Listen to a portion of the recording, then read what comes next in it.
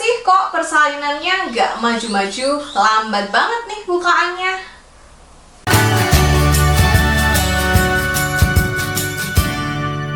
Halo, selamat datang di Kriwilan, ngobrolin kesehatan bareng aku Bidan Kriwil. Hari ini kita akan ngobrolin soal partus lama atau persalinan yang nggak maju-maju atau biasa dikenal dengan nama prolong labor.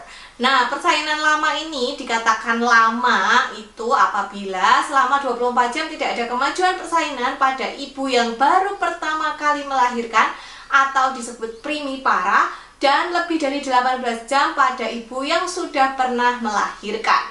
Sebenarnya apa saja sih yang menyebabkan persalinan ini bisa menjadi lama atau lambat?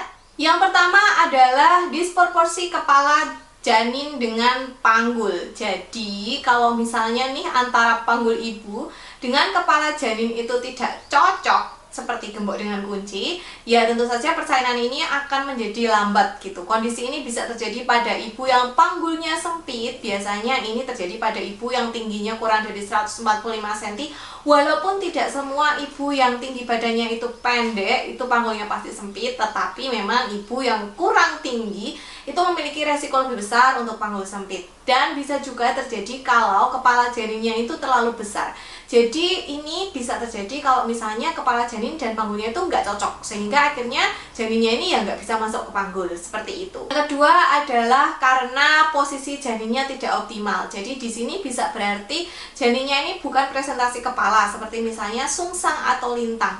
Atau bisa juga presentasi kepala tetapi posisinya tidak optimal, misalnya pada posisi posterior. Ini kan posisi yang kurang optimal, sehingga janin pun jadi kesulitan untuk masuk panggul, sehingga akhirnya persalinan pun menjadi lebih lama. Yang selanjutnya adalah karena kontraksinya kurang adekuat gitu. Jadi kita tahu kontraksi ini memegang peranan yang cukup penting dalam persalinan.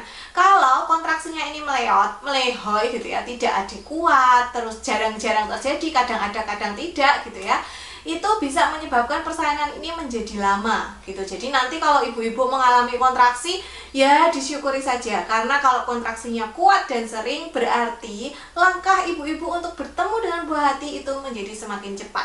Dan sebaliknya, kalau powernya ini melehoi, power kontraksinya ini melehoi, maka pembukaannya pun semakin lambat, penurunan kepala janin pun juga akan semakin lambat. Yang selanjutnya adalah abnormalitas pada janin. Jadi kalau misalnya janinnya, mohon maaf, ada kelainan bawaan seperti misalnya hidrosepalus atau kepalanya besar, atau malah tidak ada, mohon maaf, tulang tengkoraknya, itu juga bisa menyebabkan persalinan itu menjadi lambat. Kemudian usia ibu juga bisa berpengaruh. Jadi kalau misalnya usia ibu sudah terlalu tua gitu ya, kalau misalnya di atas 35 tahun atau malah 40 tahun ke atas, ini juga bisa berpengaruh terhadap lamanya proses persalinan. Karena seperti kita tahu, power itu merupakan salah satu faktor yang penting dalam proses persalinan. Power bukan cuma kekuatan kontraksi, tapi juga power ibu.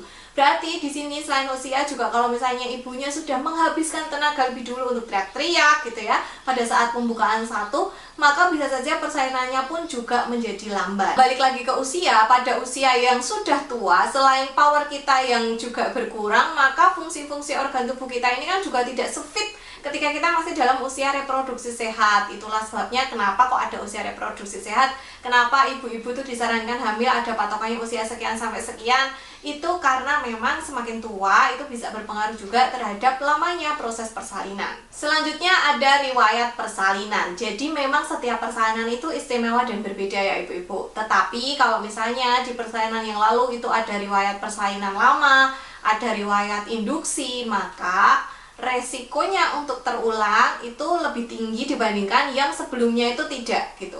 Walaupun kita tahu resiko itu tidak selalu terjadi, kayak misalnya kita keluar rumah naik motor kan ada resiko kecelakaan. Walaupun resikonya itu ya tidak selalu terjadi, tapi ada. Orang yang keluar naik motor resikonya mengalami kecelakaan tentu lebih tinggi dibandingkan orang yang cuma di rumah aja gitu ya. Tetapi bukan berarti kalau keluar naik motor pasti kecelakaan. Nah sama, ibu-ibu yang dulu persalinannya ada riwayat induksi, riwayat persalinan lama, riwayat ketuban pecah dini, itu ada risiko untuk mengalaminya lagi di kehamilan ini, tetapi tidak selalu pasti akan terjadi gitu. Jadi kita masih bisa mencegahnya, kita masih bisa untuk rajin periksa gitu ya, supaya kalau misalnya ada kelainan atau gawatan itu bisa dideteksi lebih dini dan diatasi. Terus ketuban pecah dini itu juga bisa menyebabkan persalinan menjadi lama. Kalau ketuban pecah dini, ketubannya pecah, terus kontraksinya bagus, terus jalan lahirnya sudah lunak, menipis, nah itu tidak akan ngaruh. Tetapi kalau ketubannya udah pecah duluan, tetapi jalan lahirnya atau serviksnya itu masih kaku, keras, mentah, terus kontraksinya juga masih melayap, maka ini bisa jadi fase 1 laten yang lama gitu. Jadi persalinannya bisa lama. Dan memang untuk ketuban pecah dini itu dalam 24 jam itu harus ada kemajuan persalinan. Karena kalau ketubannya sudah pecah, kuman-kuman bisa masuk ke dalam dan bisa menginfeksi janin. Sehingga kalau ketuban pecah dini itu memang biasanya dalam 24 jam kalau nggak lahir itu akan dilakukan tindakan. Kemudian yang terakhir adalah jumlah persalinan yang pernah dilalui atau dialami gitu ya. Kalau ibu yang belum pernah melahirkan itu ada risiko persalinannya lebih lama.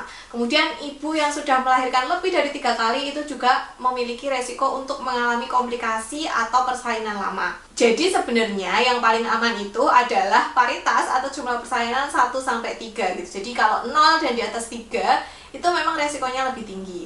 Kalau 0 itu kan karena memang belum pernah teruji ya tubuhnya untuk persalinan. Nah kalau sudah di atas 3 kali melahirkan, kenapa kok bisa beresiko tinggi? Ya karena mungkin bisa mengalami kekendoran pada organ reproduksinya, rentan mengalami perdarahan, powernya sudah kurang kuat lagi, atau misalnya belum pulih dari persalinan yang lalu sudah hamil lagi. Ini kan tentu akan berpengaruh juga terhadap rahim dan jalan lahirnya gitu. Jadi memang penting juga untuk KB ya, supaya ada jarak kehamilannya dan bisa dibatasi juga jumlah anaknya. Lantas apa resiko persalinan lama? Kenapa kok kayaknya kalau persalinan nggak maju-maju tuh dokter segera melakukan tindakan gitu loh, kayak pengen bayinya tuh segera dilahirkan. Jadi memang persalinan lama ini ada resikonya, baik untuk ibu maupun untuk bayi. Untuk bayi bisa menyebabkan vital distress atau ritme jantungnya tidak beraturan di bawah 120 sampai di atas 160 kali per menit. Itu tidak normal karena idealnya itu 120 sampai 160 kali per menit. Kemudian dapat menyebabkan perubahan warna pada cairan ketuban karena kadang bayi kalau stres itu dia di dalam. Dan bisa juga bayinya ini nanti mengalami tingkat oksigen yang rendah atau bayinya mengalami asfiksia. Kemudian untuk ibu ini bisa menyebabkan resiko shock, resiko perdarahan, resiko dehidrasi, resiko kelelahan, dan juga infeksi pada rahim. Jadi memang karena ada resiko, terutama karena bisa menyebabkan kematian janin juga ya. Kalau janinnya udah stres, detak jantungnya kurang bagus, dia kekurangan oksigen kan bisa mengalami kematian ya. Makanya kalau ada persalinan lama itu biasanya dokter akan segera melakukan tindakan. Nah sekian video kita kali ini. Ternyata kalau misalnya kita tarik kesimpulan, persalinan lama itu ada hubungannya dengan power atau kekuatan, yaitu kekuatan kontraksi dan kekuatan ibu. Kemudian passage atau jalannya ya kan, jalan lahir, panggulnya, kemudian passenger, penumpangnya gitu. Jadi memang power passage dan passenger ini memang harus dalam kondisi baik dan prima kalau kita pengen persalinan kita lancar. Nah sampai jumpa di video berikutnya. Terima kasih sudah menonton. Bye!